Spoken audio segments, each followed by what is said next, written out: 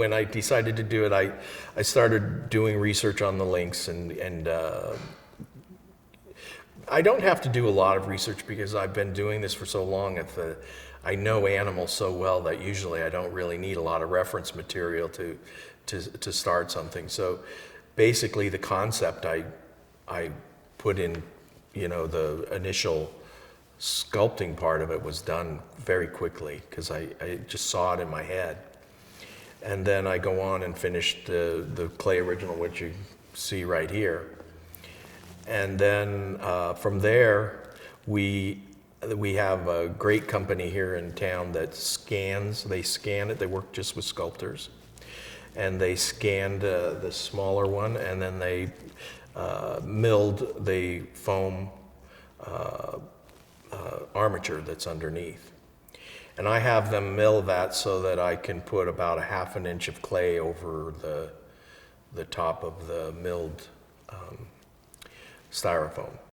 And from that, once I have it all covered with clay, I do all the final sculpting on the surface and make any changes or corrections that I feel. When you do a piece of sculpture this size and you blow it up huge, the viewpoint changes. And so certain things have to change because everybody's going to be viewing it from a whole different angle than when you were sculpting it. So you have to watch that. You have to watch the eyes and things like that. And so, at that time's when I make all those changes if they need to be done. And then from there, we'll make a rubber mold off of it, and then wax duplicates will be made in that mold. And then those wax duplicates, any imperfections will be taken out of those, which we call wax chasing. And once those are chased, they'll go to the foundry, where the foundry will attach pour sprues, wax sprues and cups and things and channels that will channel the bronze. I know this is a lot to just say, but then those will be coated in a ceramic shell over probably, I think they do like 6-7 layers of ceramic shell around it, sand and ceramic until they build up this shell. And then once that's dried, it's fired, and then the wax is melted out and the bronze is then poured into the hot shell, and then the ceramic is broken off. And so the cap piece, my guess, will probably be, the Lynx will be in about probably 30 pieces that will then have to reassemble in bronze. And then I have my people that grind the welds down and put my texture back in so that you can't see where the welds are. And then a patina will be put over the top, which is done with chemicals, cold and hot. And then once that's on, a protective coating is put on it to help in case it would, get some graffiti on it, or birds like to target them. I got interested in the CU Denver commission, because of my photographer, Marcia Ward from Denver. She's been a photographer of mine for about 30 years. And she showed the commission to me, and she thought I should submit to it. And I normally don't do commissions. I usually do speculative pieces. Every now and then, if they're special, like the cows were and things like that, I'll do it. But most of the time, I like to have total control over a project and stuff. And this one seemed like that I was gonna be able to do that. And so I said, yeah, I'll go for it. And I think it'd be neat. We met down there, and I went and looked at the site and stuff. And I said, let's submit to it. So we did. And I was really glad I did, because I think I had the idea of what I wanted to do as soon as I saw that space. And when I was standing there, I said, I know exactly what has to happen here. And I had read the prospectus and stuff and what they were trying to accomplish with it. And it just clicked, is that one of my larger than life-size animals has to be here. It needs to own this space. And it needs to be a place where people want to crowd around it, have their photograph taken, and be inspired by it, instill pride in the school.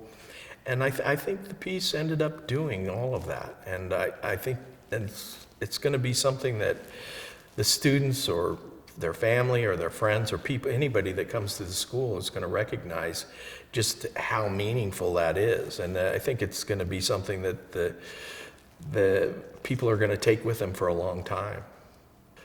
I really enjoyed getting to know the Lynx better through this project, and that's when, and I knew that they had done the reintroduction of the Lynx here in Colorado, and Lynx are just really incredible animals. They move differently than a lot of cats. Their hip structure is different. Their hips are higher than their front end, and they have bigger paws for running in the snow. They're just really sort of built for very specific kind of hunting, and that's of the snowshoe rabbit.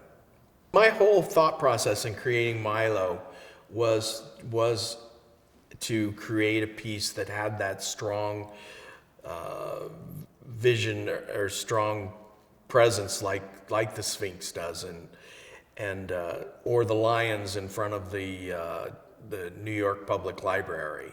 I mean, it's a strong, makes such a strong statement, and that was my goal with Milo, is to when people saw it, they got it immediately. For every large piece, there has to be a small piece created, generally, in what I do. And I like to think of the smaller piece as like an architectural drawing would be if you're building a house. You in the small piece, you work out the majority of the problems. It's sort of like the blueprint. And most of the inspiration on a large piece happens in the smaller version, because that's what you've got to use to get there. And so the small pieces are always crucial. So, and then I'll look at a piece sometimes and I'll say, should this be big or should it be this size? And sometimes a piece will lend itself to being enlarged, and then sometimes a piece won't. I mean, it just doesn't justify taking it larger than life or whatever. So that's just something I usually do. If I'm doing an exhibition for a gallery and of all new works, I usually try and have a blend of smaller pieces and large-scale pieces. And most of those large-scale pieces will come from the smaller ones I create for the exhibition. To create Milo, the first thing that I had to do was create the maquette. And so once the maquette was created, then it went to the enlargement person. The enlargement person scanned it, milled the foam armature underneath. It comes back to my studio, where I then put the clay surface on it, which is about a half an inch of clay over the surface. I rework all the details, make any changes at that time, and then the mold makers come in. They'll make the rubber mold on the piece, and then from there that will go to the wax pour. The wax pour will make the wax duplicates in that mold. Those waxes go to the foundry, where the foundry then basically puts a ceramic shell around those waxes and melts the wax out, pours the bronze in, breaks the shell off, and then all the raw bronze, the cast bronze, comes back to my studio, where we weld it all back together. And once it's assembled, we use pneumatic tools and grinders and grind all the welds down so that you can't see the seam lines anymore. And then a patina is put over the top of that with a protective coating, and then it gets shipped and placed. I like when people are viewing my work that they make up their own mind about how it makes them feel. I mean, my ultimate goal is to make them feel the way I feel about it. But I've had people walk up to my work and they'll say something about it that I didn't even think of before. But I like the idea that you create a piece of sculpture that makes people think that way, makes them feel good, that makes them, they take that image with them. And I think that with Milo, I think people are going to walk away with a very strong image that'll stay with them for a very long time. And that's ultimately what you want to do. You know, my style basically was, and I think almost everybody's style, is created by trial and error. I mean, when you start sculpting, and when I was teaching people, I would say, you know, you don't have a style. I would always have somebody say, oh, I have a style. No, you don't have a style, not yet. You sculpt and you sculpt and you sculpt and you sculpt, and you say, what do I like about that piece I just did, and what don't I like about that piece? And it just keeps developing and developing, and as it's developing, you're owning that piece. You're owning that sculpture. You're starting to create part of you, because it's developing because of your personality, the way you work, and so it suddenly begins to take on your personality, your vision, and you own it. That's, you know, I've always said, you know, I sculpt a sculpture of a bear, but there's something that's different about it, and that's because it's my bear.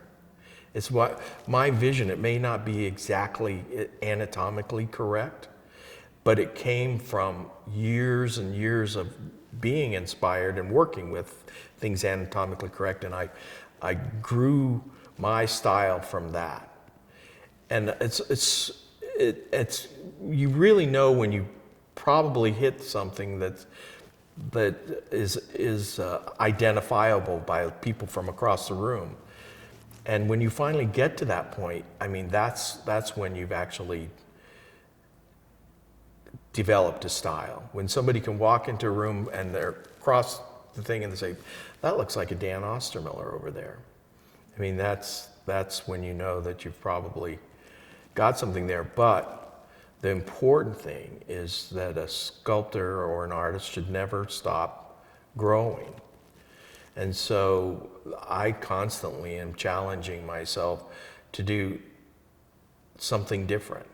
I think creativity, that's what is so important in every aspect of life.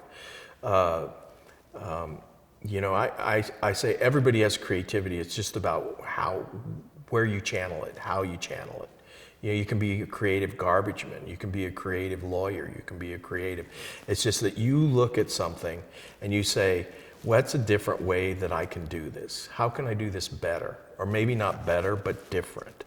And that's all that I do, is I just sit there and I think about an animal and stuff, and how can I make it mine? How can I make it different? And what, you know, how am I feeling about it at that time? And that has so much influence on it. That's what's so important about my studio here, is that I want to be in an environment that spawns creativity, my creativity.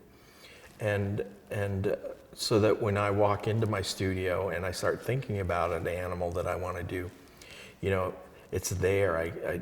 You feel good about it, and it grows from that.